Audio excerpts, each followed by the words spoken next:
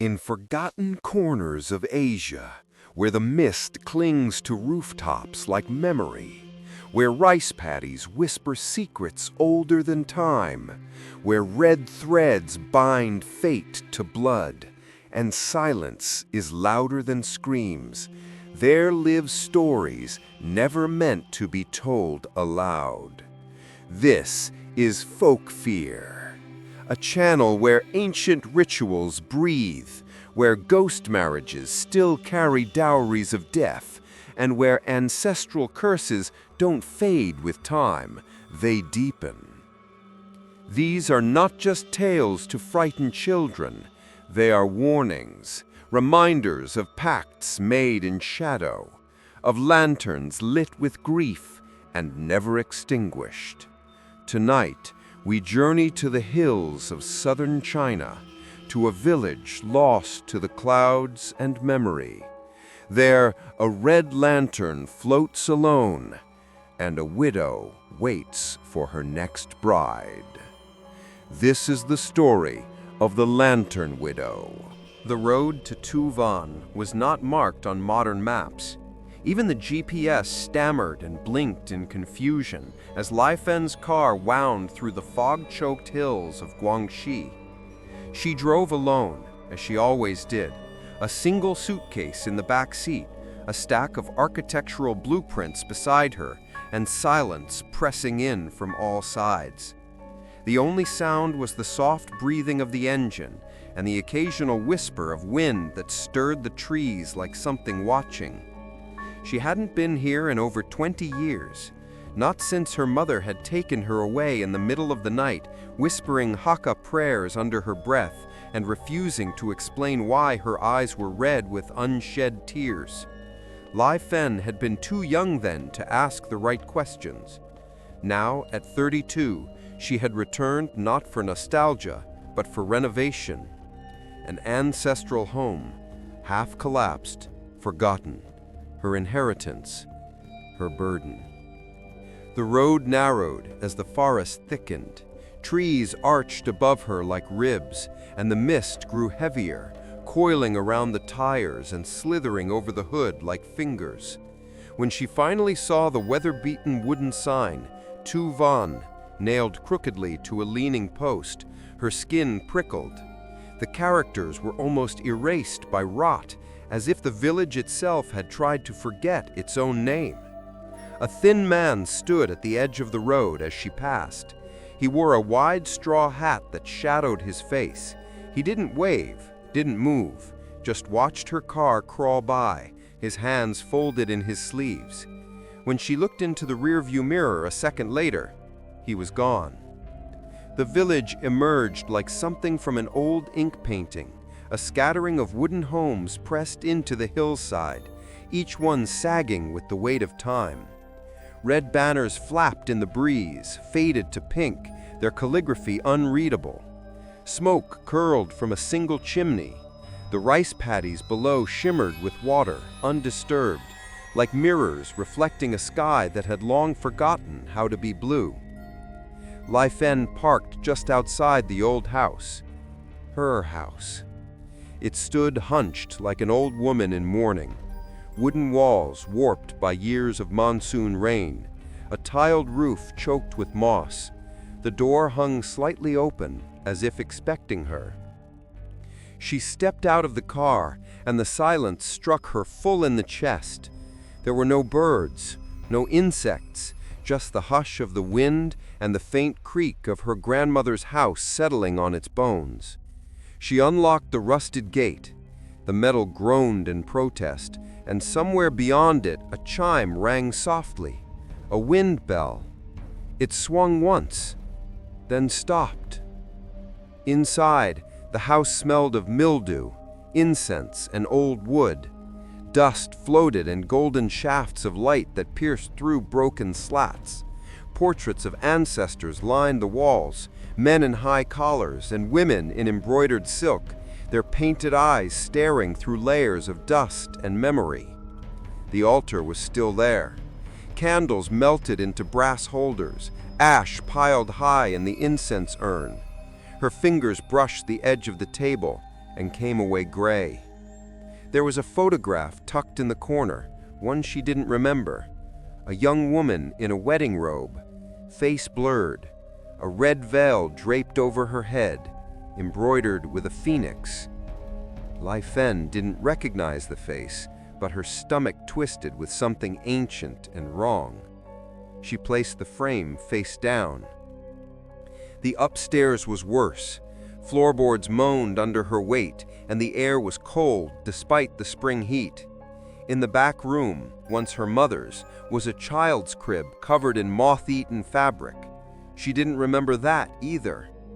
She decided to sleep downstairs. That night, the dreams came. She stood in a field of rice stalks glowing silver under a full moon. Fog rolled in like breath.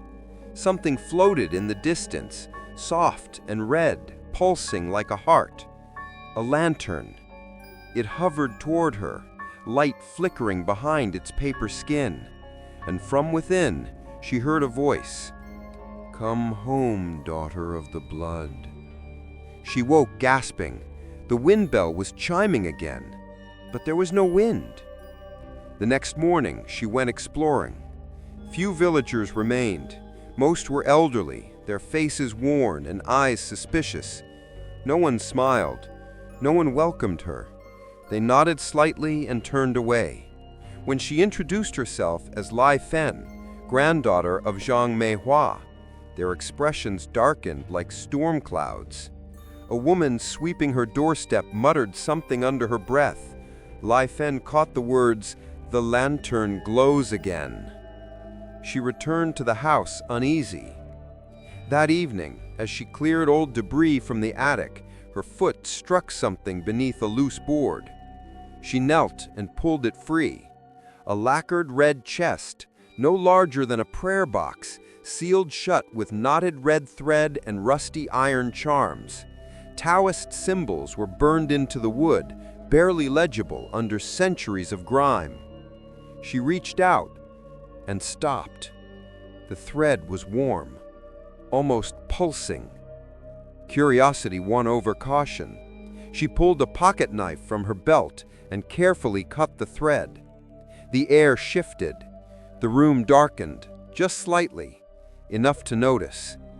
Inside the chest was a folded red robe, bridal silk, perfectly preserved, and beneath it, something wrapped in mulberry paper and sealed in wax. She peeled it open. A lantern, delicately crafted from white mulberry bark, its frame etched with cinnabar sigils. The red glow inside it pulsed like breath. She dropped it and stumbled back. It didn't break. It didn't even fall over. It remained upright, humming softly, as if pleased to be found. Later, as night fell and she sat outside with a cup of tea, she noticed something strange. Down the village path, just at the edge of the rice fields, a red light floated gently between the trees.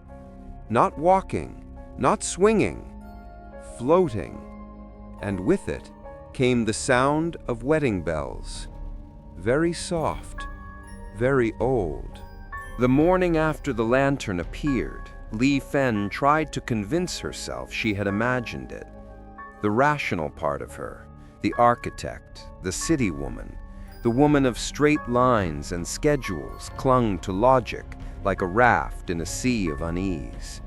It was a trick of light, a village lamp, a dream that hadn't ended when it should have.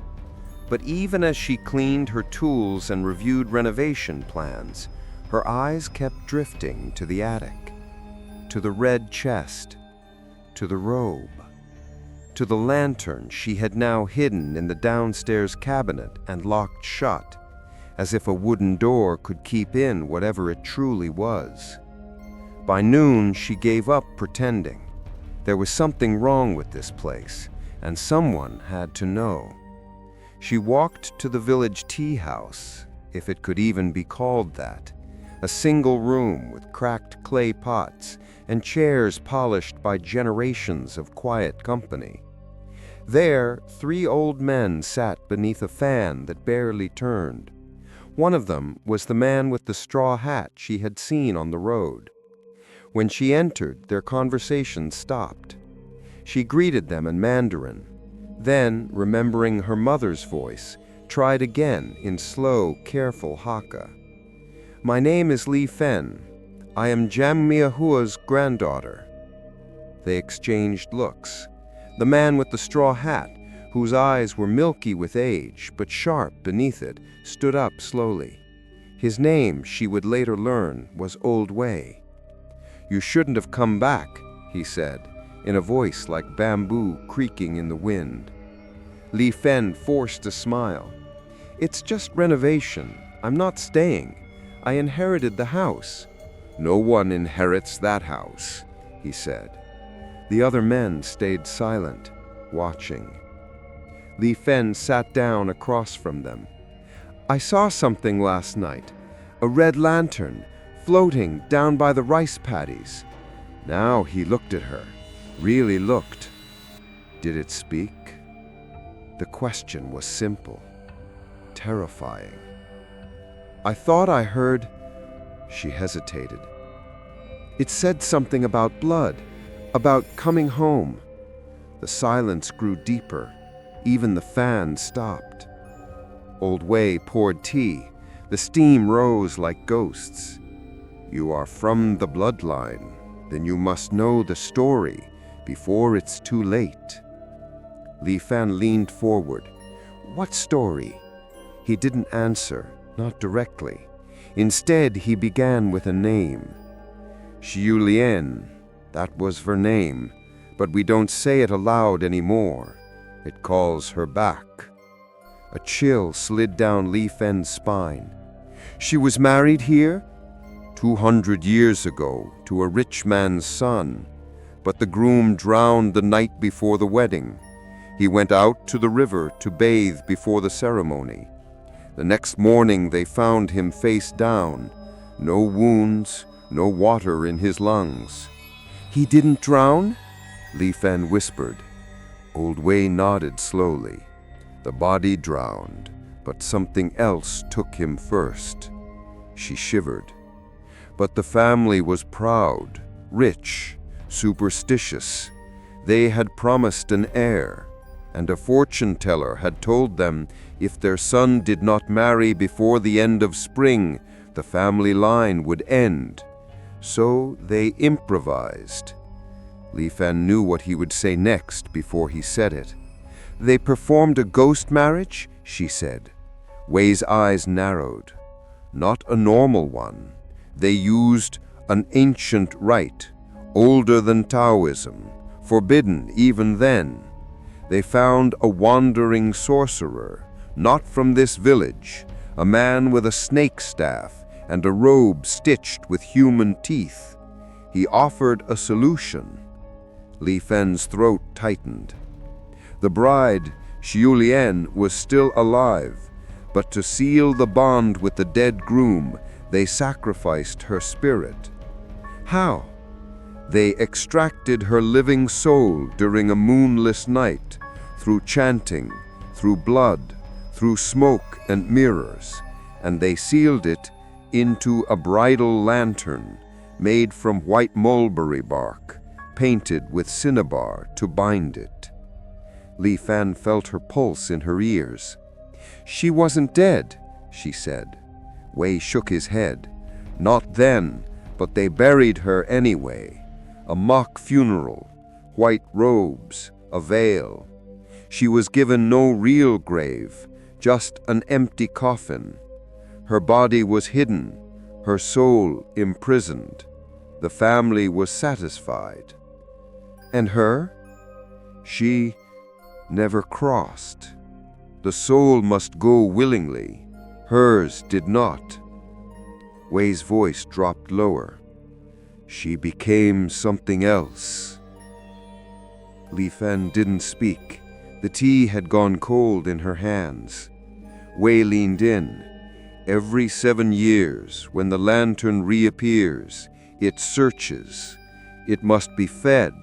A new bride, a new soul. to keep the widow young and angry. The lantern does not glow on its own. It glows with hunger. Li Fen shook her head. Why hasn't anyone destroyed it? He laughed, but there was no humor. It cannot be burned, cannot be broken. It is not of this world. But surely someone has tried. They tried. The last one was your aunt. Li Fen froze. My mother never spoke of a sister. She wouldn't. Your aunt saw the lantern, touched it, tried to stop the ritual. She died the night before her wedding, just like the others. Li Fen's voice cracked. So it's real. He nodded once. And now you are here, a woman of the bloodline, returning during the 7th year. A weight settled in her chest. What does it want from me? He didn't answer, but his silence said everything. That night, Li Fen went back to the house and dug through her mother's things. Behind the altar, she found a small wooden box. Inside were old documents, marriage records, household registries, yellowed photos. And tucked in the corner, a letter, written in her mother's hand. To my daughter, if you are reading this, it means the blood has pulled you home. Forgive me for running. I did not want this life for you. The lantern is real. It took my sister. It wanted me, but I ran before the 7th year. If you see it glow, do not answer. Do not look at it. Do not let it call your name. And if you hear wedding bells in the fog, run and do not stop. Your mother, Mei Hua. Li Fen stared at the letter for a long time. Her hands trembled. The attic creaked above her. She didn't sleep that night. She sat by the door with a kitchen knife in one hand and a flashlight in the other, watching shadows move across the window. And just before dawn, when the wind died, she heard it again. Faint, distant. Wedding bells. The morning air was heavy with the scent of wet earth and wood smoke. Li Fen sat outside the house, the letter from her mother folded tightly in her pocket. Her tea had gone cold again. The village was still, too still, as if it were holding its breath. Even the chickens in the far coops seemed to keep quiet when she passed.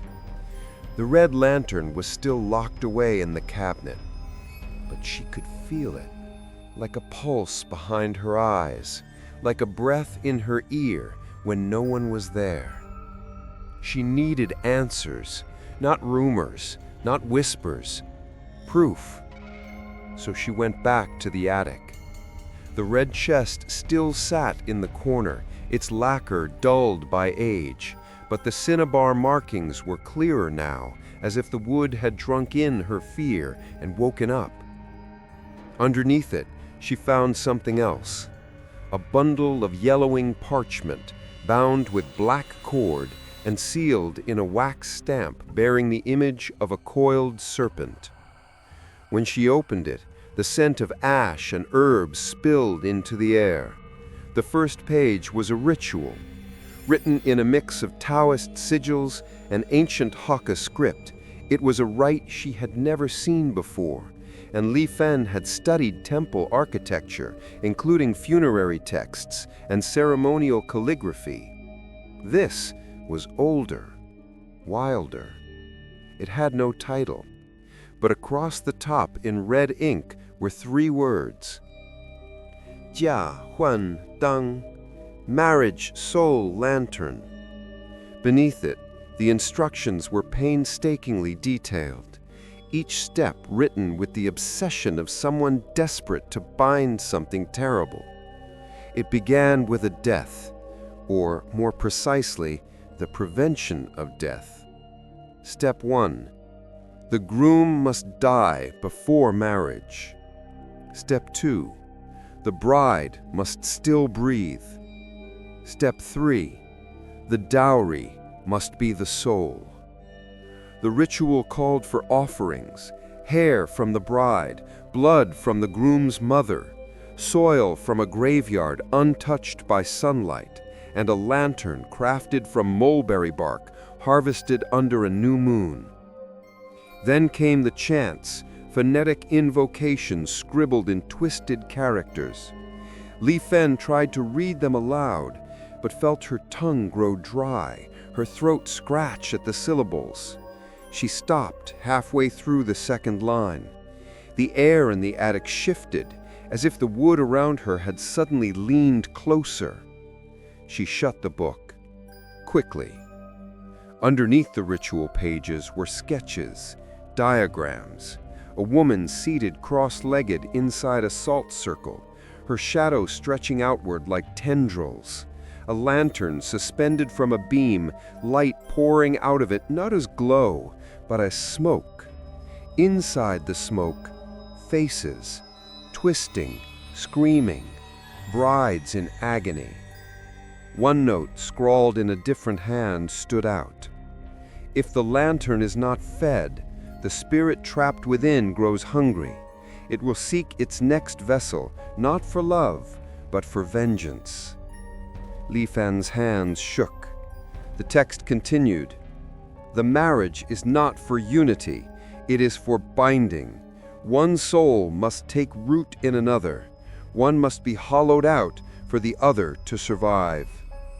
Underneath the pages, at the bottom of the chest, she found a pouch. Inside it were remnants of the original ingredients, brittle red threads, a rusted pin smeared with ancient blood, and dried mulberry bark curled like claws. The sigils had been burned onto the wood with powdered cinnabar, mercury sulfide, which explained the faint metallic scent that haunted the chest. As an architect, she had spent years drawing blueprints, but this was a blueprint for spiritual imprisonment, and someone had carried it out precisely. She packed the materials back in the chest, slower this time, more reverent than afraid. Then, without fully knowing why, she walked back to the altar room. She pulled down the portrait of the veiled bride, the one whose face was smudged, and peeled off the backing. Behind it, pressed into the frame, was a dried flower, a funeral bloom, and a single torn page, folded tightly. The lantern will always call the bloodline. The next bride must be bound before the spirit fades. If not, the spirit escapes, and with it, everything cursed becomes free. That evening, she visited the temple on the edge of Từ Vân, a squat, crumbling structure of red-painted stone and vine-covered walls. The Taoist priest there was barely more than a caretaker, blind in one eye and half-drunk with incense smoke. But he remembered her family. He remembered the ritual. "You should not speak of it," he said, his voice rasping like dry paper. "I already opened it," Li Fen whispered. He went still. "Then you have already spoken to her?" "No, not yet. She speaks in dreams, in wind, in cracked mirrors." Li Fen hesitated. "What happens if I leave the village?" He chuckled softly. "She'll follow. It's not the place she's tied to, it's you. You carry her blood. That is her tether." Li Fen's voice broke. "I don't want this. No one ever does." He lit a joss stick. The smoke rose in tight spirals. "The ritual you found," he said, "was written by the last man who tried to undo it, a Taoist from Fujian. He failed. His soul is said to be one of those in the lantern now, screaming. He left behind fragments, but the full reversal requires a sacrifice." "What kind of sacrifice?" Blood of the willing, from the same bloodline. A bride must die, truly die, without being married. That is the only way to unbind the widow spirit. Li Fen stood in silence, her breath caught in her throat. So either I let it take me, or someone in my family must die before it can. The priest nodded. Or you perform the marriage and feed it again, as it has always been done. That night, she lit a single candle. She placed the lantern before her, its bark translucent, its frame humming faintly, like something breathing from the other side of thin paper. She sat there for hours, staring into its soft red glow. And then, just before sleep claimed her, she saw it, a shadow behind the lantern, a face, half-veiled, eyes weeping black tears, a whisper, "You are late." Li Fen didn't scream. She couldn't. The voice had come from inside her mouth. The fog returned on the fourth night. It rolled down the hills like a living thing, dragging silence with it, swallowing rooftops and trees until only the tips of lantern poles remained, black fingers reaching through a sea of mist. Inside the old Jiang house, Li Fen sat unmoving. She hadn't eaten since morning, hadn't spoken since the whisper came from her own lips. The candle on her altar had long burned out, but the lantern, it glowed, faint, pulsing, steady. She had locked it in the cabinet again, triple wrapped in cloth, sealed with salt and black thread. It made no difference. The red light still seeped through the cracks like blood through bandages. That night, sleep was not an option. She wandered the halls of the house like a ghost still wearing skin, running her fingers along the wooden beams, trying to remember which ones her mother used to paint red on New Year's, trying to remember laughter that once echoed in these walls. But the house didn't remember joy, only rituals, only silence. Then, sometime near midnight, she heard it again, the soft, unmistakable ring of wedding bells, distant, faint, carried on wind that didn't move the trees. She froze. The sound came from outside.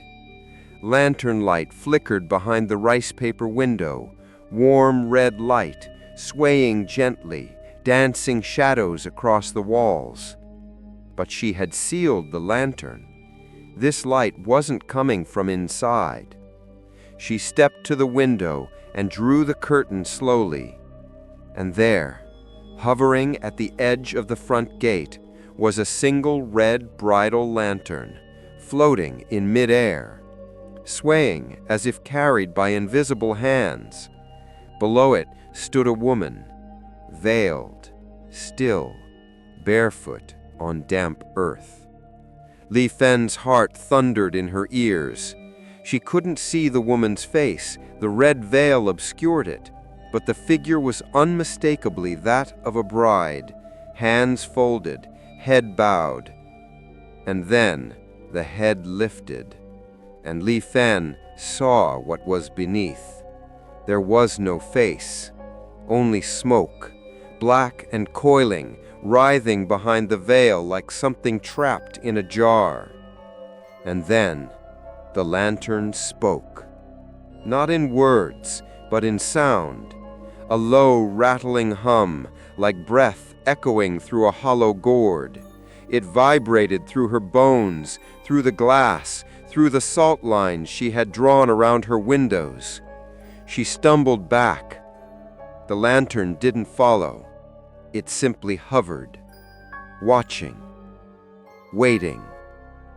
By morning, it was gone, but the air smelled of incense and wet silk. Li Fen ventured outside and found no footprints, no ashes, only a red hairpin resting on her gate, carved with the shape of a phoenix. She remembered it. It had belonged to her aunt. The next day the village was in mourning. A young woman, Mei Ling, newly married just 2 nights before, was found dead in her marital bed, her body untouched, her face frozen in a twisted smile, her hands clutched around a lantern wick that had burned to black. Li Fan went to the funeral in silence. She didn't know Mei Ling, but the moment she saw the pale face laid out beneath white cloth, her stomach turned. The bride's lips were stained red, not with lipstick, with cinnabar. Old Wei stood beside the family, his face a mask of stone, but when his eyes met Li Fan's, he gave the faintest of nods. It had begun. That evening he came to her house, uninvited, silent. He sat across from her at the altar and poured tea that neither of them touched. "She wasn't meant to be the one," he said softly. "The lantern chooses when the bride is not ready." Li Fan looked at him with tired eyes. "Then why hasn't it taken me?" He hesitated. "Because you're the last, the final bloodline. If you die, the pact is broken, and what is bound is released." Li Fan's voice cracked. "So I'm bait." He nodded once. "The village made a deal long ago. They traded one soul every 7 years for protection, prosperity, rain when it was needed, and no floods during harvest, and for 200 years it worked. And now? The lantern is growing impatient, hungry. Mei Ling wasn't enough. It wants you." Li Fan laughed, a bitter, breathless sound. "And what? You all expect me to lie down in red silk and walk into its mouth like my aunt did?" Old Wei didn't answer, but his silence was louder than any admission. Li Fan spent the next few days researching everything she could about ghost marriages, Taoist exorcisms, and spiritual lanterns. She visited abandoned temples, bribed monks to speak off the record, even contacted a Taoist scholar in Guangzhou who, upon hearing the words "marriage soul lantern," promptly hung up and never replied again. No texts existed about the ritual she had found. No official Taoist practice admitted it ever existed. It was older, dirtier, born of desperation, not doctrine. One cryptic reference she did find in an old monastery archive, translated loosely to, "When the gate to death is closed, but the promise remains, the spirit must still be paid. Let the living give what the dead cannot." And under it, one phrase written in red, "Jia wei si zhe, deng yang yuan hun." Marry the living, feed the grieving lantern. On the 7th day after Mei Ling's death, Li Fan dreamed of her mother. In the dream, Mei Hua stood at the altar wearing a white mourning robe. Her mouth was sewn shut with red thread. Her hands dripped with wax. She tried to speak, but only blood poured out. Li Fan reached for her, screaming, but her mother only pointed behind her. Li Fan turned and saw the lantern, floating inches from her face. Inside it, a shadow grinned, wearing a bridal veil. She woke up choking on ash. Her bed sheets were soaked in sweat and rose water, a smell that had not been in the house. She stumbled to the cabinet, pulled it open. A lantern she had locked away was gone. In its place was a single red envelope. Inside, an wedding invitation, addressed to Miss Zhang Li Fan from the ancestors of Từ Vân for a marriage under the blood moon to be held in 7 days' time. No groom was listed, just a seal pressed in cinnabar. Quindung Bushi, the sole lantern, burns eternal. The wedding invitation lay open on the table, its red paper warm to the touch, the characters shimmering faintly, as if inked not with cinnabar, but with blood. Li Fen stared at it, unmoving. She had touched cursed things before, the lantern, the ritual scroll, even her own fractured memories. But this was different. This wasn't history. This was personal. The ink bore her name, not metaphorically, literally. The brush strokes had her signature shape, the curve her mother had taught her when she was a child, learning calligraphy. As if someone or something had traced her own hand to sign her fate. The house groaned around her, timber joints shifting like old bones in protest. The tea on the altar had gone cold, the ash in the incense bowl undisturbed. And outside, the fog had returned, heavier than before, thicker, more deliberate. By noon, the first sign arrived. A knock at the door, 3 soft taps, too gentle to be a villager. When she opened it, no one stood outside. Only a package, wrapped in red silk.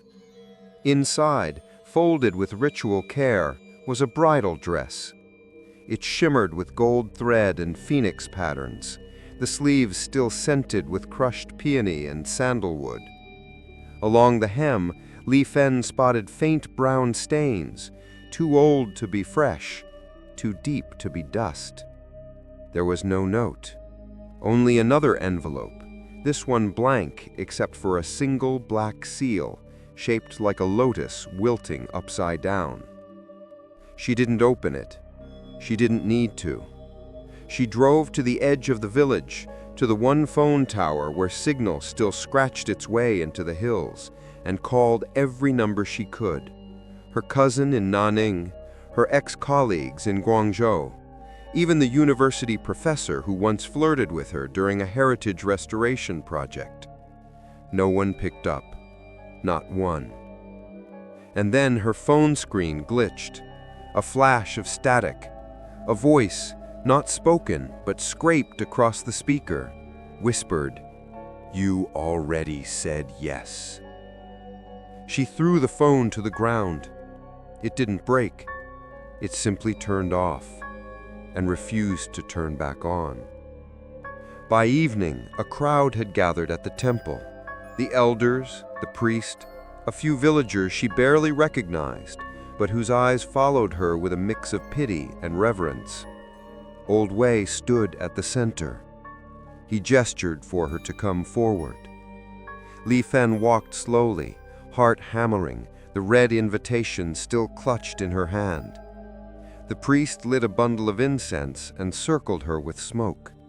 He whispered chants under his breath, not in Mandarin, not even in standard Hakka, but in an older dialect, something guttural and sharp, something that scraped the soul as much as the ears. Then he said, "The date has been set." Li Fen's voice was quiet, cold. "I didn't agree." Old Wei looked at her gently. "You were born agreeing." She took a step back. "This is madness." "No," he said, "this is tradition." The crowd didn't speak. They didn't smile. They didn't blink. They merely watched her as if witnessing a play that had been rehearsed long ago and now finally returning for its final act. She held up the invitation. "Who sent this?" "The ancestors," the priest said simply. She laughed, but there was no joy in it. "They're dead. So is your groom." And just like that, her voice failed. The following days moved in strange silence. No more knocks, no more visions, just preparations. Food offerings appeared outside her door each morning. Glutinous rice balls, tea eggs, black sesame dumplings shaped like coins, all placed on red ceramic dishes. No footprints, no signs of who delivered them. The village seamstress left behind shoes, bridal shoes embroidered with twin dragons chasing pearls, just her size. A red paper umbrella was left outside the gate, tied with a string of copper coins. And in the courtyard, someone had erected a bamboo altar, covered in red cloth, waiting. She didn't touch any of it, but she couldn't throw it away. The offerings weren't for her, they were for the bride-to-be. On the fourth day, she found a scroll pinned to her door.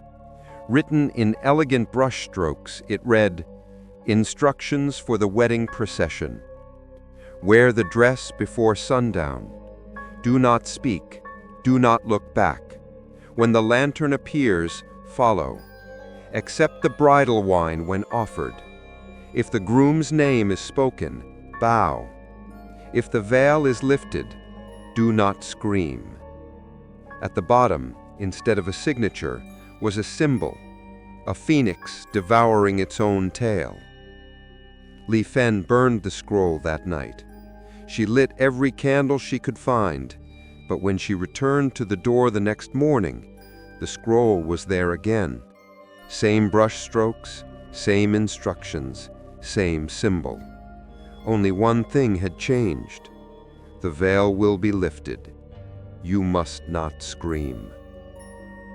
Desperate, she drove again to the next province, to the same underground Taoist priest she had visited before. He found him in a half-collapsed warehouse by the river, dressed in modern clothes, but with old eyes. His name was Yang Jun, and he didn't flinch when she spoke the ritual's name. Ghost marriage by living dowry. Extremely rare. Most are symbolic. This one is real. How do I stop it? He gave her a long look, then said, "You can't." She slammed her fist on the table. "There must be something." "There is," he said softly, "but it requires sacrifice." "What kind?" He hesitated. "You have a living blood relative." Li Fen blinked. "My cousin. She's pregnant." Yang Jun nodded slowly. "The curse is tied to your line, but if the soul of another takes your place willingly, especially one carrying the next generation, the lantern may be tricked, but only if the ritual is flawless." Li Fen stared at him, heart thudding. "You're telling me to sacrifice her?" "I'm telling you someone must wear the dress. If not you, then her." She left without speaking. Her cousin was already on her way, invited by the village elders, told only that Li Fen was unwell and needed company. She would arrive within 2 days, just in time for the wedding. Li Fen stood on the balcony that night watching the mist curl around the hills like hungry silk. The red bridal dress hung inside the window, swaying though the air was still. Somewhere far off in the woods, she heard a woman humming, a lullaby, old, off-key, and behind it, the soft chime of wedding bells, getting closer. Li Fen stood at the threshold of her ancestral home, staring at the red veil fluttering on the clothesline. It hadn't been there the night before, and yet now it danced gently in the breeze like a beckoning hand, whispering across the courtyard with the promise of silk and sacrifice. Behind her, the house groaned, as if remembering something it didn't want her to see. In 2 nights, the wedding would take place. She still didn't know where, or how, or who would preside. But she had a terrible, crawling certainty now. It was already happening.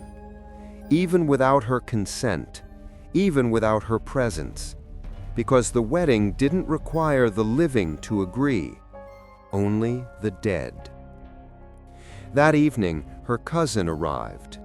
Min, 7 months pregnant, tall and delicate, with a city girl laugh that felt out of place in this village of whispers. She brought oranges, new clothes, herbal drinks. She smiled and asked if the roof leaked, and if Li Fen had eaten, and if the villagers were treating her kindly. She didn't notice the red veil in the courtyard, or maybe she pretended not to. That night they sat by the old altar, sipping weak tea. Min spoke about the baby, how it kicked when she played music, how she dreamed of naming it after the season it was born in. Her voice was light, untroubled. Li Fen tried to listen, but her eyes kept drifting to the portrait above the altar, the veiled woman with no face. Men found the dress the next morning. It had been laid across her bed, not Li Fen's, hers. I thought it was for you?" she said, laughing nervously, running her fingers along the embroidered phoenixes. "The villagers said something about honoring the bloodline?"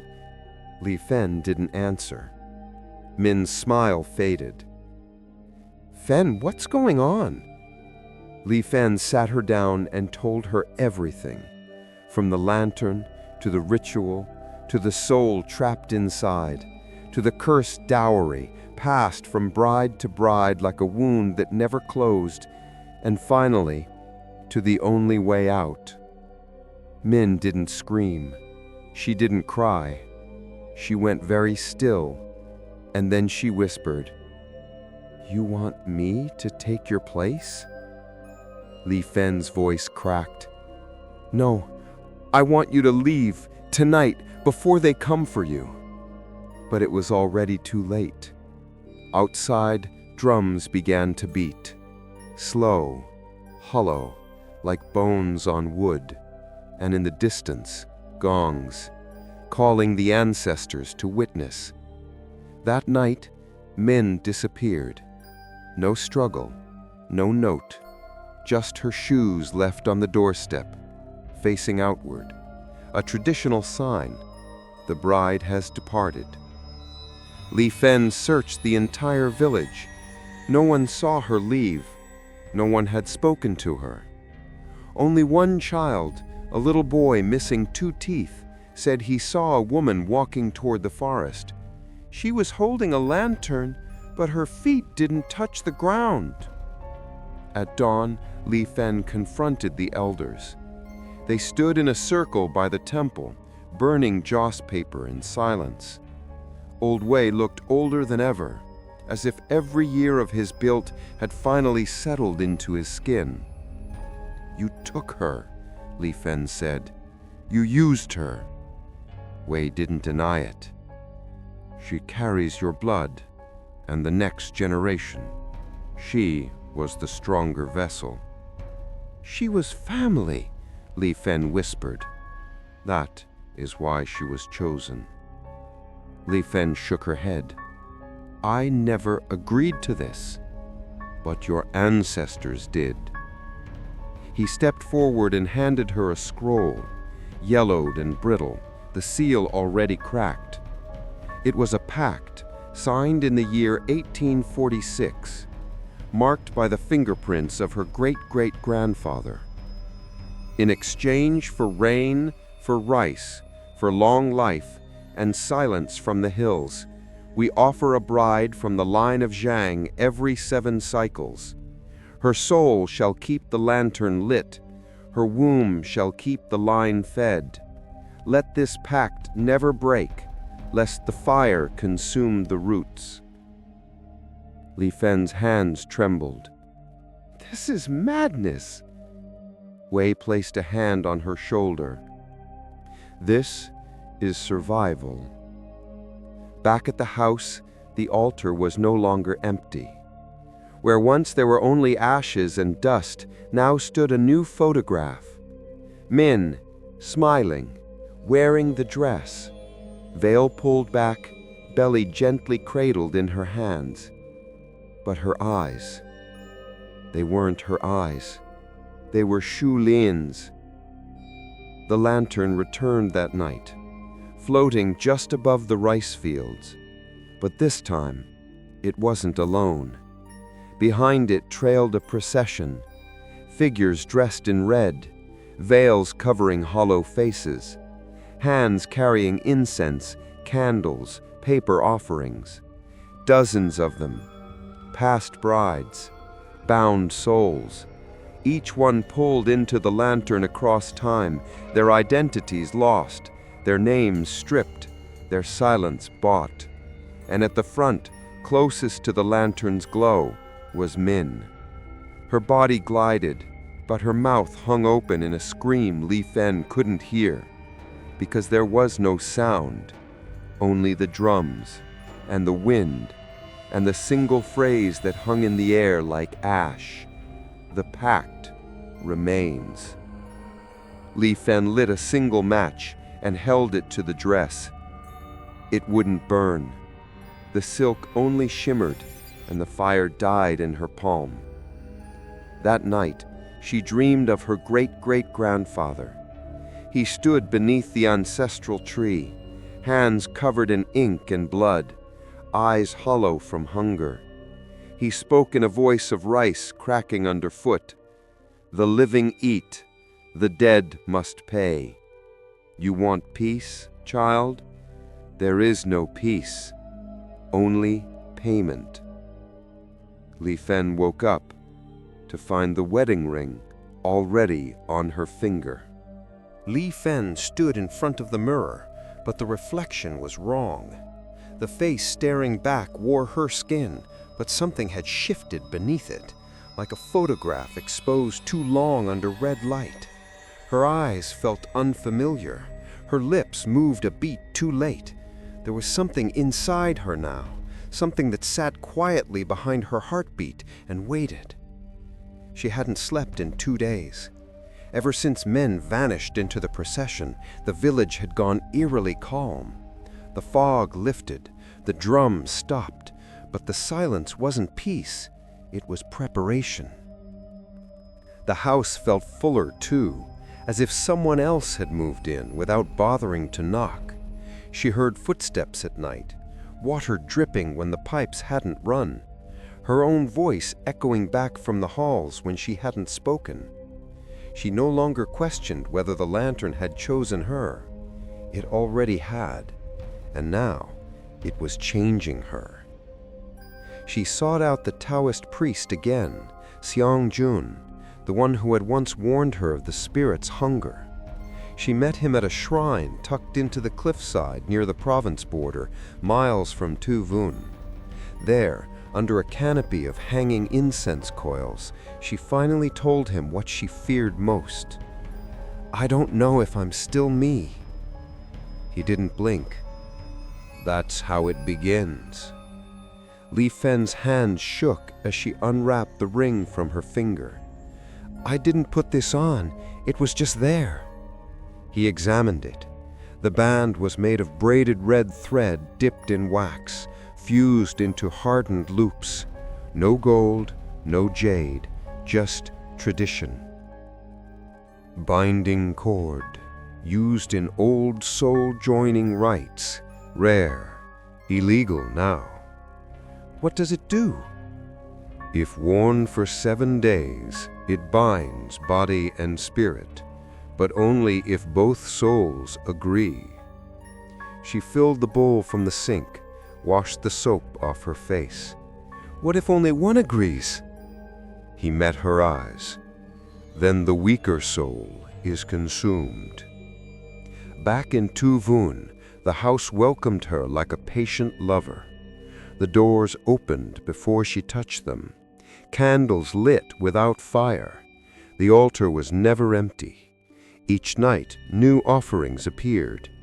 A white comb stained with black hair. A red silk handkerchief embroidered with the word Yong, eternity.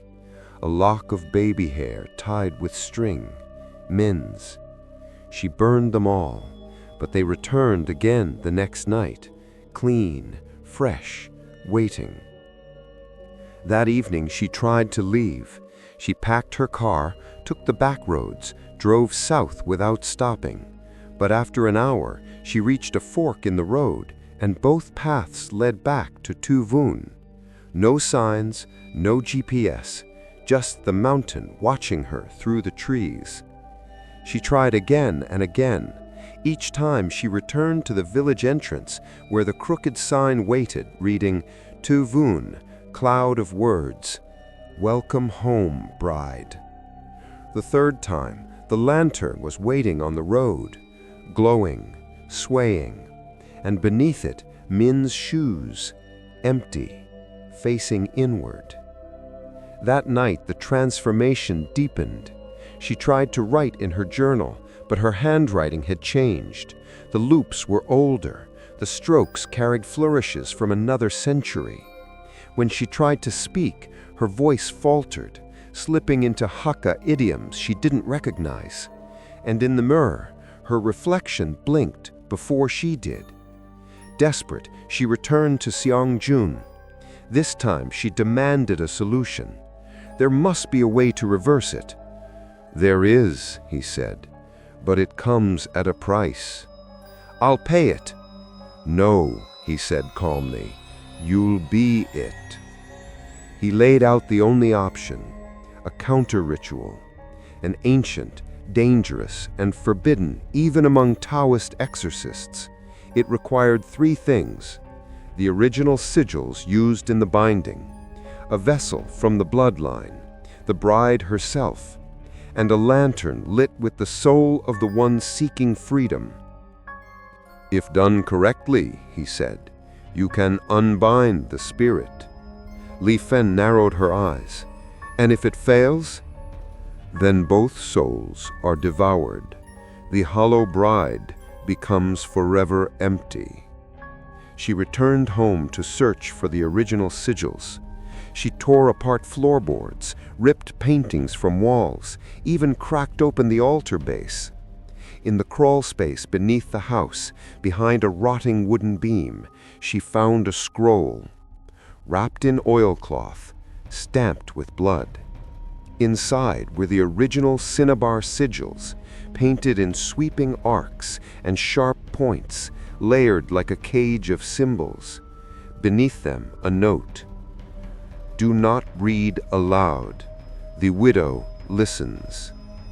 She brought the scroll to Seongjun. They agreed on a night, a blood moon, just like the one when the first ritual was performed 2 centuries ago. They would meet at the ruined temple outside the village, the place where Shi Lian had first been bound. But the lantern was waiting when she returned home. This time, it hovered inside the house, above her bed. Inside it, a silhouette stirred. A woman, face veiled, hands clasped, breathing, watching. And from within, a voice spoke in perfect broken harmony with Li Fen's own voice. You don't need to run anymore. You are already mine. Li Fen screamed, but no sound came out. The next morning she woke on the floor. The mirror in the hall was shattered, and carved into the wood, with a blade or nail fingers, was a phrase. One soul, one vessel. Choose. The village of Từ Vân awoke that morning in red. Scarlet banners hung from every doorway, fluttering like bloodied flags. Crimson lanterns dangled from bamboo poles, swaying with the windless air. The streets had been swept clean, not by hands, but by intent, as if the village had been preparing, in secret, for a wedding long foretold. And now, on the night of the Ghost Lantern Festival, the bride would finally come home. Li Fen watched from her window, numb. The people no longer looked at her with pity. They looked at her like an offering, an object already claimed. Children tied red threads around their wrists. Old women folded joss paper into the shapes of phoenixes and bridal combs. The temple bell rang once every hour, each chime a countdown to midnight. And everywhere, the scent of incense and roasted rice. Smoke curled through the village like a second fog. It didn't rise, it clung. By sunset, the ceremony began, not for her, not yet, but for the dead. Li Fen walked the narrow path from her house to the village square, her footsteps silent, her breath shallow. Around her, masked dancers in white and red moved in slow, synchronized circles. Their robes shimmered with sequins sewn into lotus patterns. Their faces were painted with ink that ran like tears. At the center of it all stood the ancestral altar, covered in plates of fruit, bowls of rice, fish laid out whole with eyes still intact. And above it, suspended between two poles of bone wood, floated the lantern. Brighter than ever, no longer flickering. Now it burned, alive, waiting. Old Wei stepped forward, his robe tied with 9 red cords, each marked with a charm. He raised a brass bowl and spoke to the crowd. "Tonight we remember the pact. Tonight we honor the widow. Tonight we fulfill what was promised." Li Fen's stomach twisted. No one looked at her, but every word, every gesture pointed in her direction. She was not a guest. She was the guest of honor and the bride. The ritual began with a procession of paper brides. Girls from the village, dressed in red, walked slowly through the square, each carrying a doll made of straw and parchment. The dolls wore miniature wedding gowns and held painted fans. At the altar, the girls knelt one by one. They placed the dolls into the fire. And as each figure burned, the wind picked up, not strong, but wrong.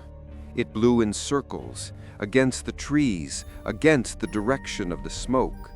And with each doll the lantern pulsed, growing stronger, redder, hungrier. Then came the shadow play.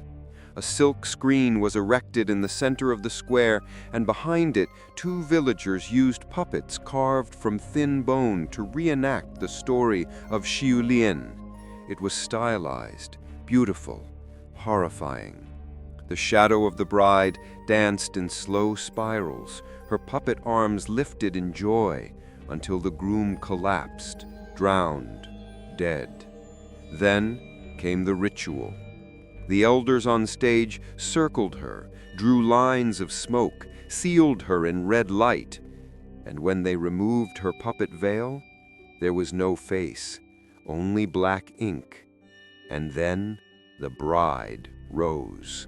Her head twisted, and she began to consume the others, one by one. Li Fen watched in frozen silence. The villagers clapped softly, respectfully, as the puppets bowed. At midnight, the lantern descended, not by strings, not by wind. It floated, steady and slow, toward the center of the square, and with it came silence. Even the crickets stopped. Li Fen stood alone at the edge of the gathering, her pulse echoing in her skull. Then the villagers parted, and the lantern turned toward her. Not literally, it had no eyes, but somehow it saw her, and it called. Not with sound, but with pull, like gravity. She took one step forward, then another, and the air thickened around her like honey. Somewhere behind her, a bell rang. Xiang Jun appeared from the shadows. His robes were soaked with ash and salt. He moved to her side and placed something in her hand, a talisman etched in blood. "Tonight is the last chance," he whispered. Are you ready? She couldn't speak, but she nodded. He led her away, not toward the altar, but toward the old temple on the outskirts of the village. The original temple, abandoned, broken, but still sacred. The wind followed them, carrying the sound of drums that had no players, and behind them, the lantern floated, not in pursuit, but in escort. Inside the ruined temple, Xiangjun drew a circle of ash and salt, and in its center he laid the cinnabar sigils and lit 6 candles, each one a different color, each one hissing like oil on fire. Li Fen stepped into the circle. She held the lantern now in her own hands. It didn't fight her. It welcomed her.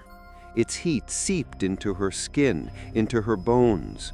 Inside it, something moved, a shape, a shadow, a bride in stillness, eyes closed, but smiling. Xiangjun began the chant, a low, guttural mantra in a tongue that twisted the tongue, that no longer belonged to the world of men. The lantern pulsed. Li Fen felt her chest tighten, her heartbeat stuttering to match the rhythm of the chant. The mirror was placed before her, a black obsidian disk that reflected not white, but truth. And in it, she saw herself and Xiu Lian merging, not visually, spiritually, soul overlaying soul, emotion folding into memory. Li Fen felt her mind unravel, the threads of her selfhood coming loose. Her mother's lullabies, her cousin's laugh, the feel of Guangzhou pavement under her feet, all of it began to drift. Then the mirror cracked. A line split down the center. The chant reached its crescendo. Xiangjun shouted the final line, "Bride of smoke, release your hunger. Take not what is unwilling, or be bound to silence forever." The lantern screamed, a soundless wail that shook the bones of the temple. Inside it, the shadow opened its eyes. They were Li Fen's. And then, as if some thread had finally snapped, the lantern cracked. Not shattered, just cracked. A single line of light running down its center. Inside, the shadow shivered, flickered, then looked directly at her. "You will never be free," it whispered. "We are the same bride now." And then it went dark. Li Fen collapsed. Xiangjun caught the lantern as it fell. Its light had vanished, its heat gone, but the crack remained. The sigils had broken, not destroyed, but weakened. The pact had been challenged. As they left the temple, the night was still. No lantern followed, no wind, no drums. But behind them, back in the village, the sky glowed faint red, and a single bell rang once, as if warning them, not yet. The lantern no longer glowed. It sat cold and cracked on the table beside Li Fen's bed, like a dried gourd long forgotten in a shrine, lifeless but not empty. She had hoped it would be over, that the ritual had broken something deep enough, sacred enough, to release the curse. But in the 2 days since the festival, Từ Vân had not returned to silence. It had become quieter, too quiet. The air was still thick. The shadows lingered longer than they should. The villagers still lit incense at dusk, but they no longer looked her in the eye. They knew. The contract was not undone, only wounded. And wounds, especially ancestral ones, always tried to heal by taking more blood. Li Fen spent her days searching for answers. She combed through every ledger, every temple scroll, every rotting book tucked into the corners of her great-grandfather's library. She found spells for safe births, chants to banish fox spirits, charms to ensure bountiful harvests, but none spoke of the marriage soul lantern, except one. Tucked behind the base of the altar, hidden beneath an old teacup wrapped in red silk, she found a folded square of parchment, sealed not with wax, but with dried cinnabar paste. She peeled it open with trembling fingers. The paper was brittle, but the ink was still red, still alive. The handwriting was sharp, male, precise. It was addressed to the future daughter of the Zhang bloodline. She sat down to read. If you are reading this, then the lantern has awakened. It means I have failed, but perhaps you will not. My name is Zhang Ruwen, first son of Zhang Wei Ping, fourth generation keeper of the contract. When my sister Xu Lian was married to a ghost, I did not understand the cost.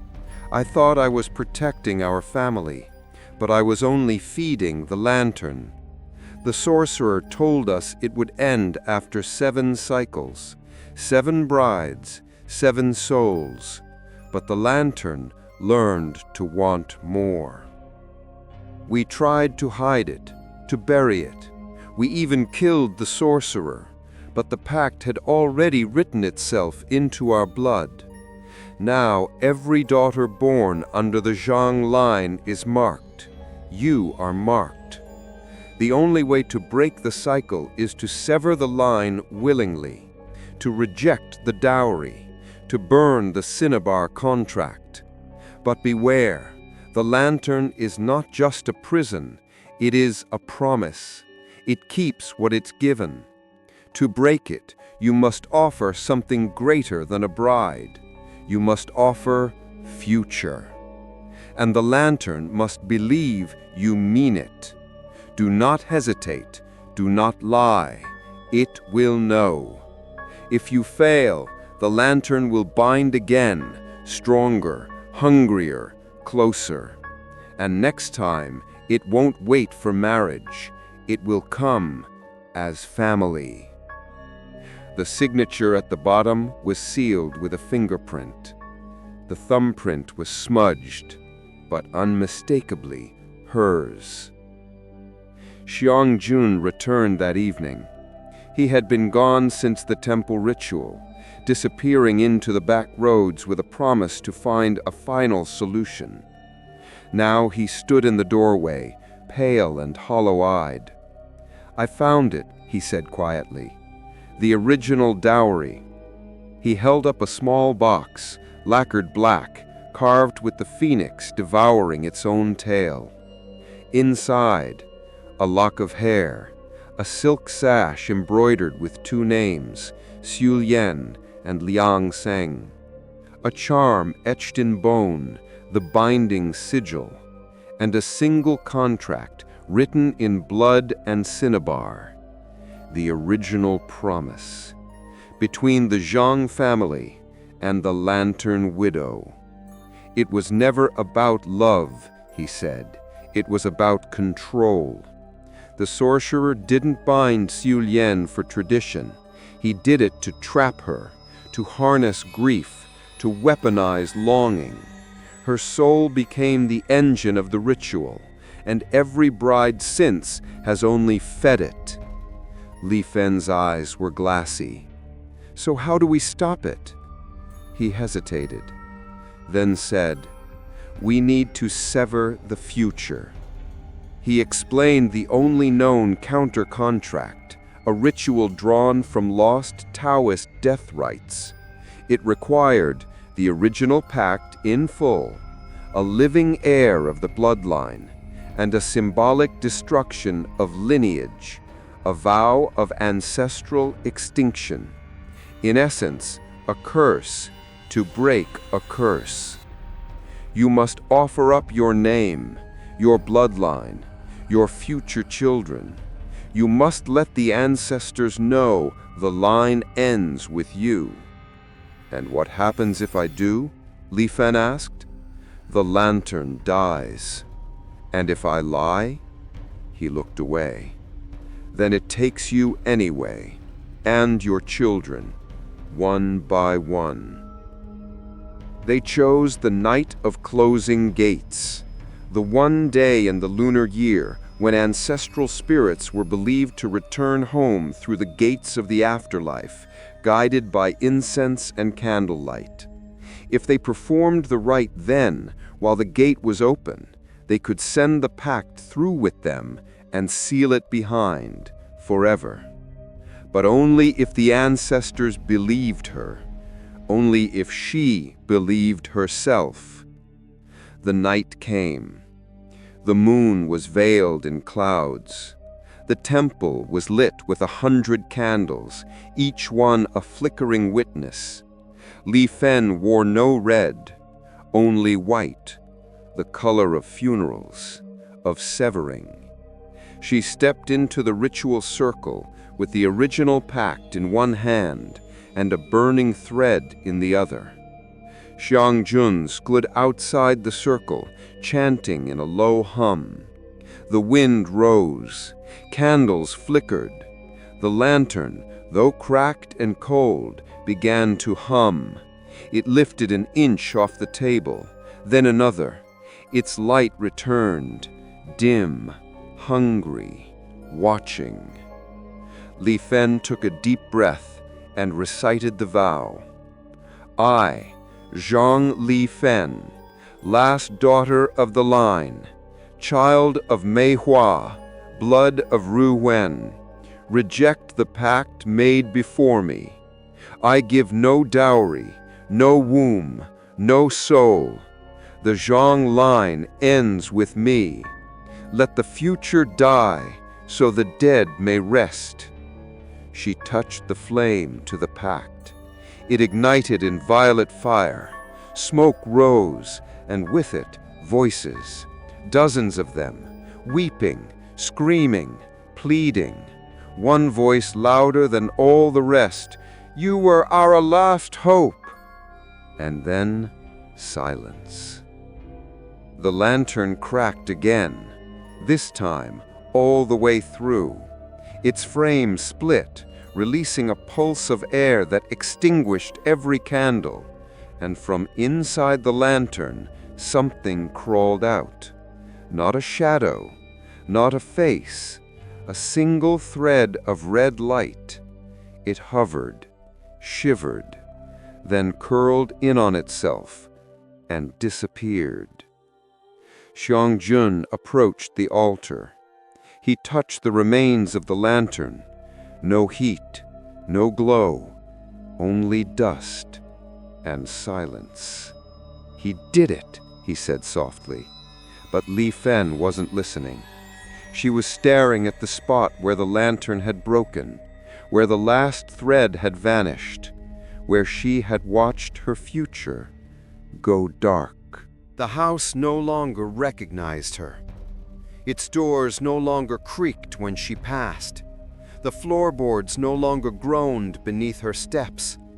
The Zhang ancestral home had gone still, not with peace, but with expectation, like a room holding its breath. Li Fen wandered its halls, unsure if she was alive or merely left behind. The lantern was gone, the pact destroyed, the ritual performed. But the silence that followed didn't feel like freedom. It felt like something had been let in. She noticed the first change in the mirror, a reflection that didn't quite follow her. She would tilt her head, and her mirrored self would move a heartbeat too late. She would blink and see her eyes still open. Worse, sometimes she'd pass the mirror and see someone else entirely. A woman in red, veiled, waiting. Then came the dreams. She was walking through rice fields under a moonless sky, the earth wet with rain that hadn't fallen. Ahead, the lantern floated once more, but this time it wasn't red, it was white. A funeral lantern.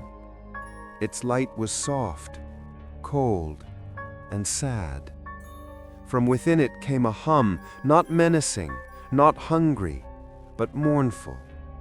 A woman's voice whispering, "I didn't want this either. They gave me away before I knew what love was. And now I wait for the last of us to understand." Li Fen tried to speak, but her mouth was full of thread. She woke up choking on silence. Her hands had changed too. She noticed it while brushing her hair. Her fingers looked older, pale. Her wrists thinner. The shape of her nails no longer matched her memory. And when she picked up a pen to sign her name, her hand moved in long, elegant strokes she didn't recognize.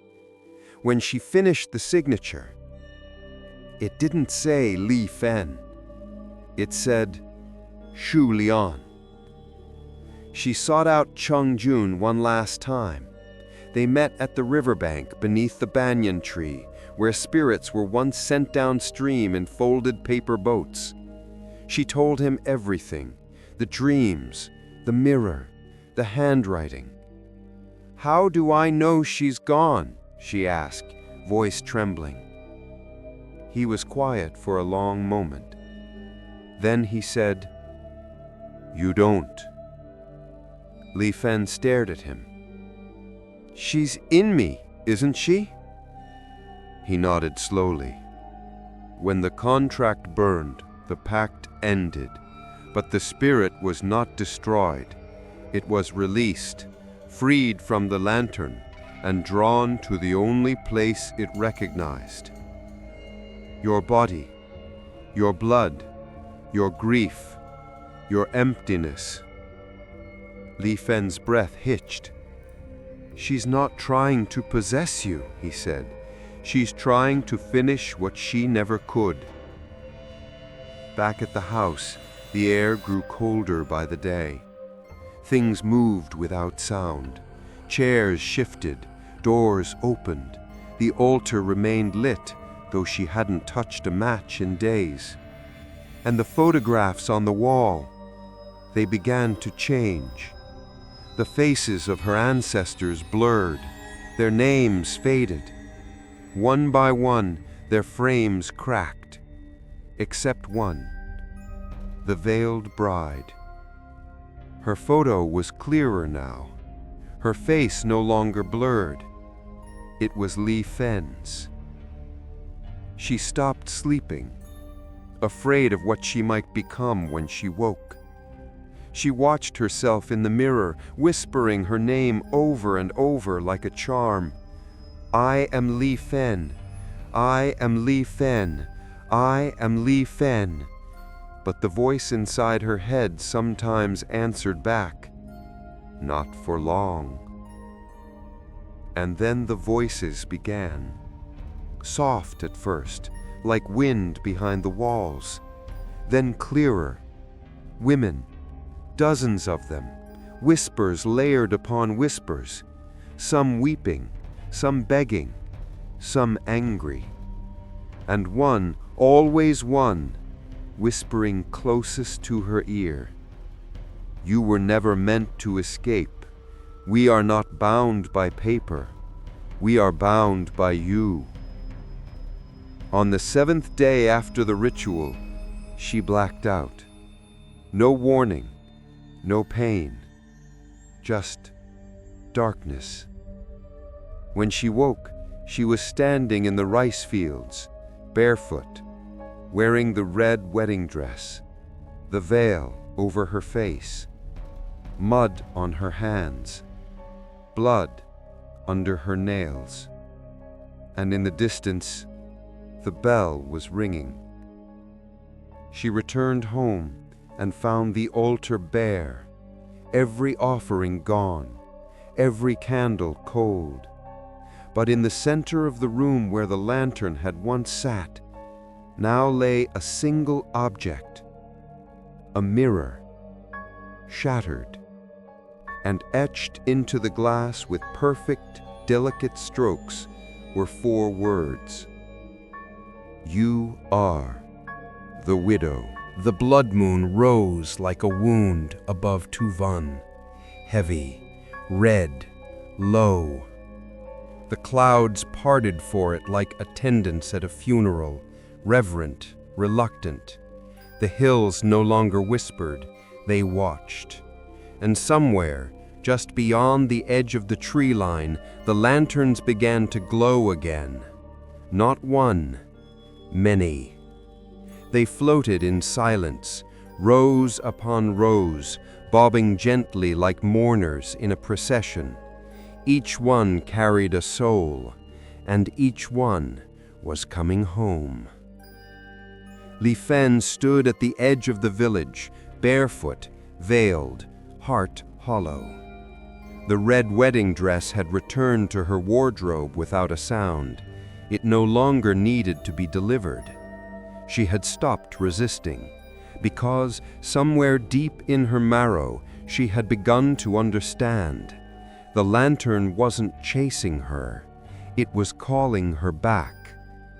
In her hand she clutched the final piece, a single page torn from the original soul-binding scroll, the counterverse, a reversal written by a Taoist priest long ago, buried by fear, preserved only in rumor.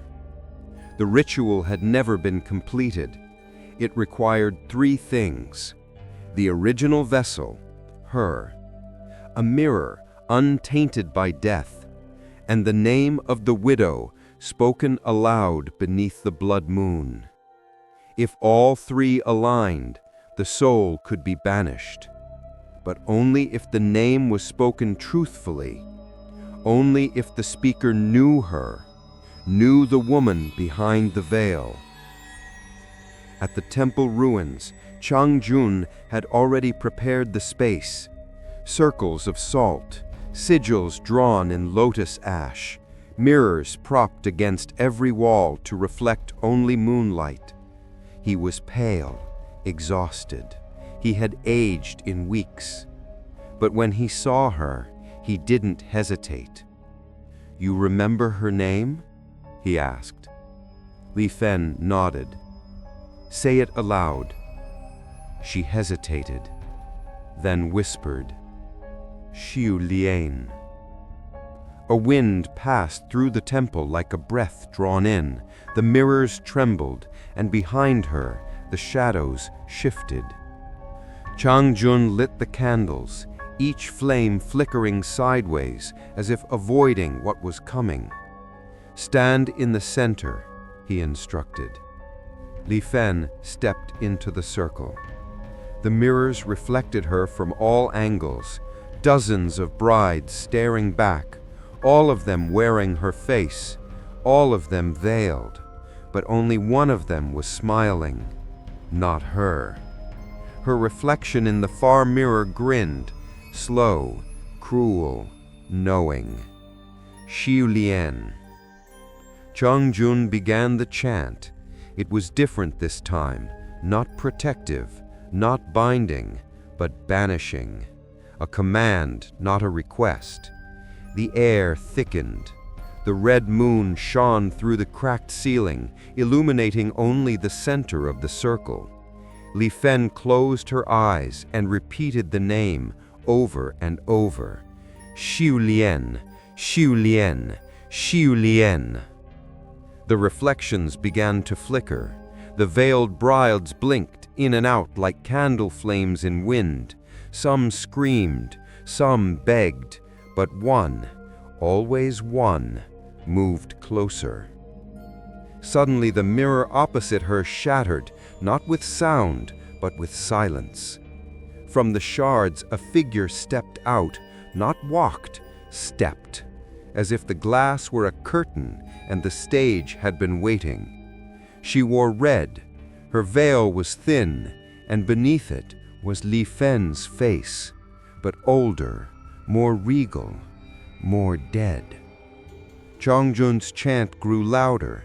The sigils began to smoke, the salt lines flared, but the widow stepped into the circle, and nothing stopped her. She stood nose to nose with Li Fen, then spoke, in a voice that was hers, but filled with centuries. You tried to unmake me, but you are me. You speak my name, but you do not know my story. Li Fen's breath hitched. I do.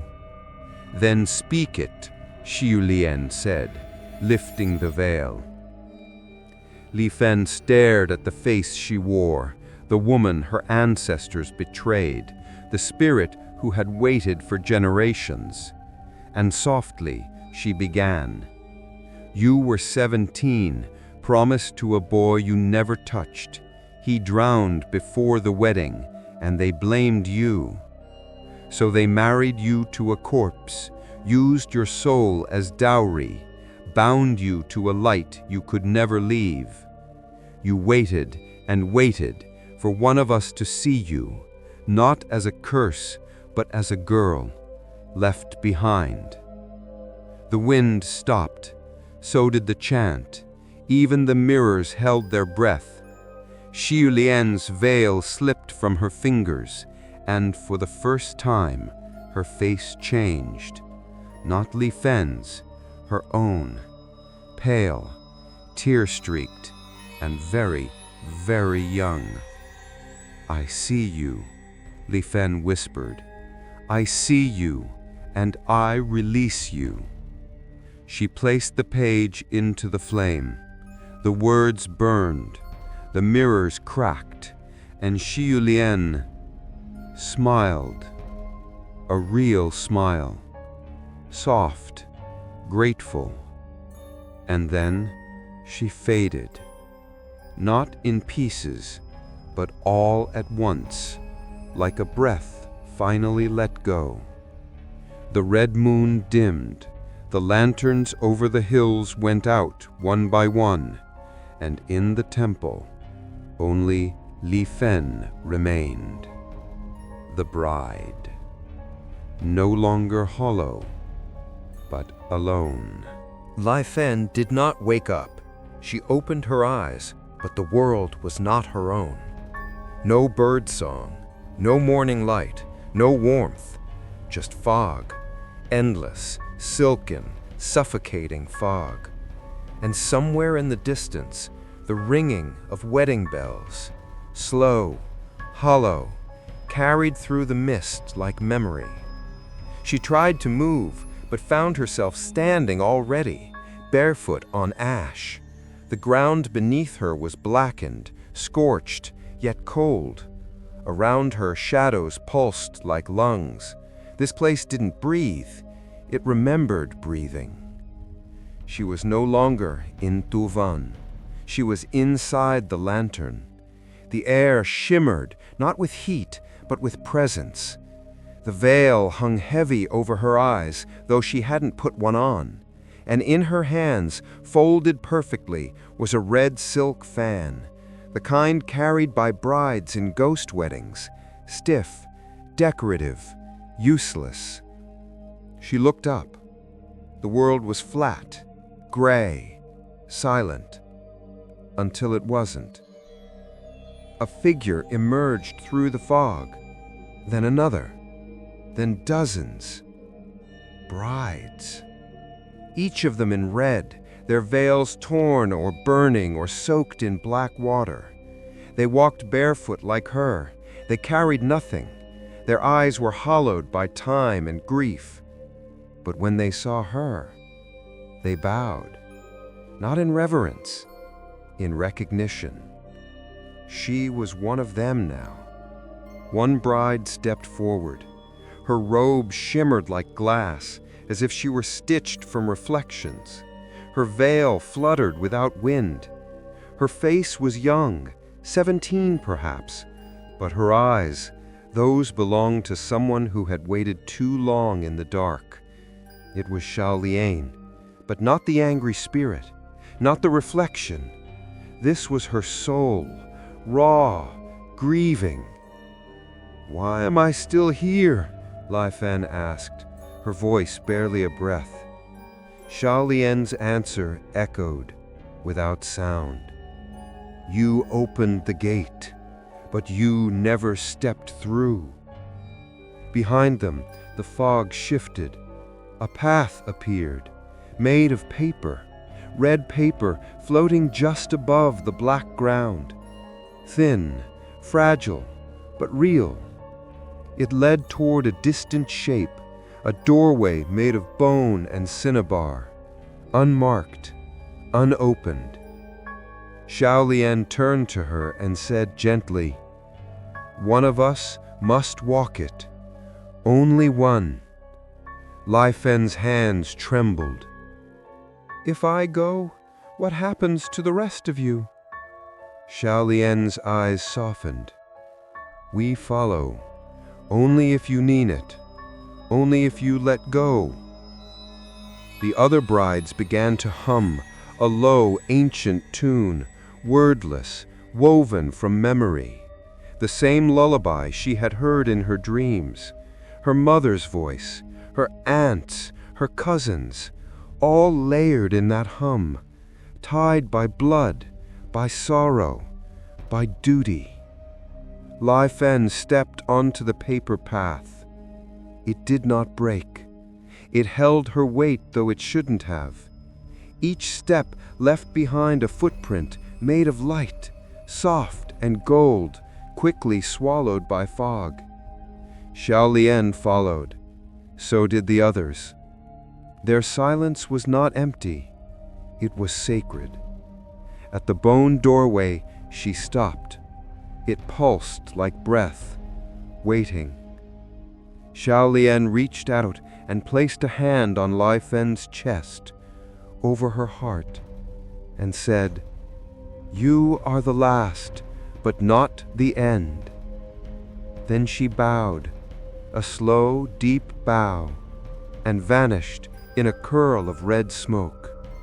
One by one, the other brides followed, their forms drifting into the doorway, sighing like wind through leaves. Some wept, some smiled, some looked at her with something close to peace. And then they were gone. Only one figure remained, a child, no older than 7, barefoot, veiled, holding a broken comb. Her voice was like wind chimes. "Will it hurt?"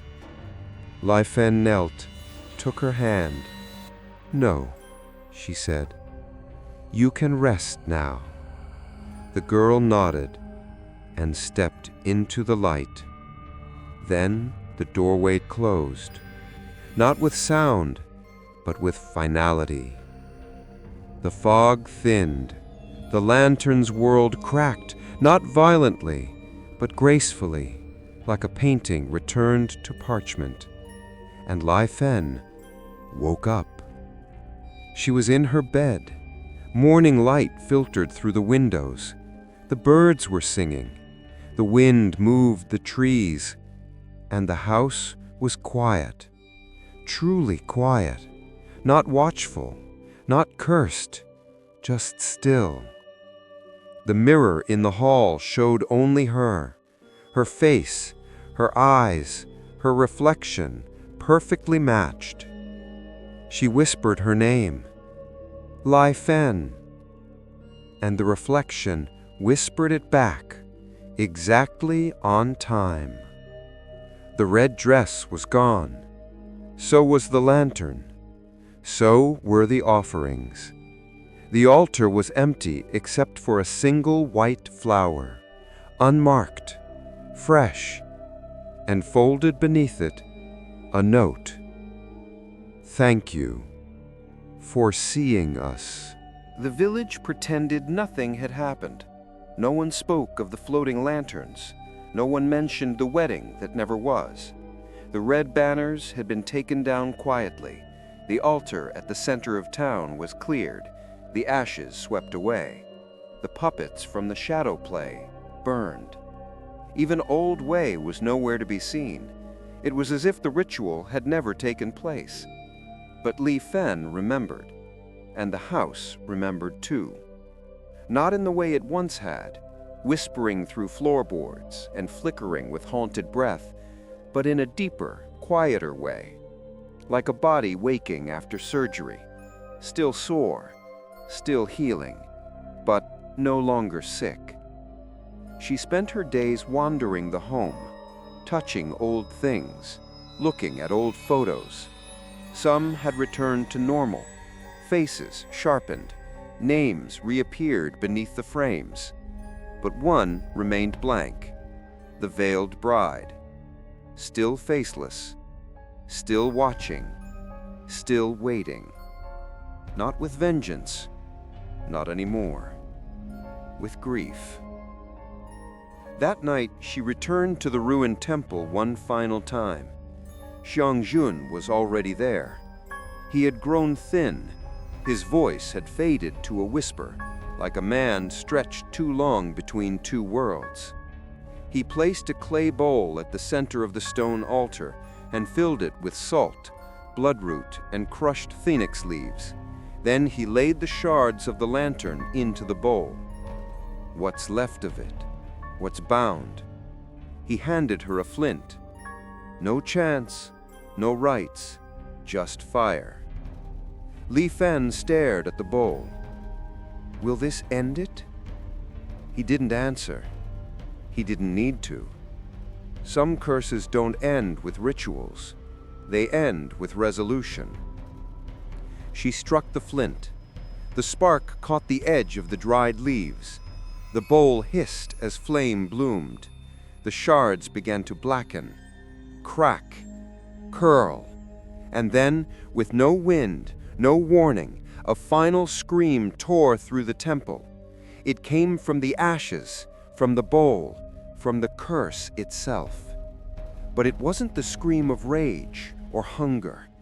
It was the scream of something being torn loose, from blood, from gone, from history. Li Fen didn't cover her ears. She watched, unflinchingly. The flame died. The ashes cooled. The bowl cracked in two. Inside it, only dust remained. The sigils erased. The lacquer melted. The widow's face gone. That night, the sky above Từ Vân cleared for the first time in weeks. The fog did not return. The air smelled of burned leaves and honeysuckle. And far away, near the riverbank, the trees no longer leaned like they were listening. Li Fen dreamed again, but this time she wasn't in the lantern. She was in a field of gold, rice ready for harvest. The sun was setting, and a woman in red, veiled, smiling, stood at the edge of the path. She held no lantern, no comb, no weight. Only a white flower in her hands. She didn't speak. She only nodded once, gratefully, and then walked away into light. The next morning, Li Fen packed her things. She left the house clean, the altar undisturbed, the doors open, and on the table where the lantern had once sat, she placed a photograph. It was one she hadn't taken. She didn't know where it came from, but in it was a girl, 17, smiling, unwed, standing in a rice field. Behind her, nothing. No red, no shadow, no veil. Just sky. Before she left, she turned back and whispered to the house, "You kept her for too long. Let her go now." The wind blew through the doorway, soft, peaceful, like a sigh. She didn't drive fast. She didn't look back. She passed the crooked village sign, now nearly faded to wood, and smiled, not because she was free, but because she had freed someone else, and that mattered more.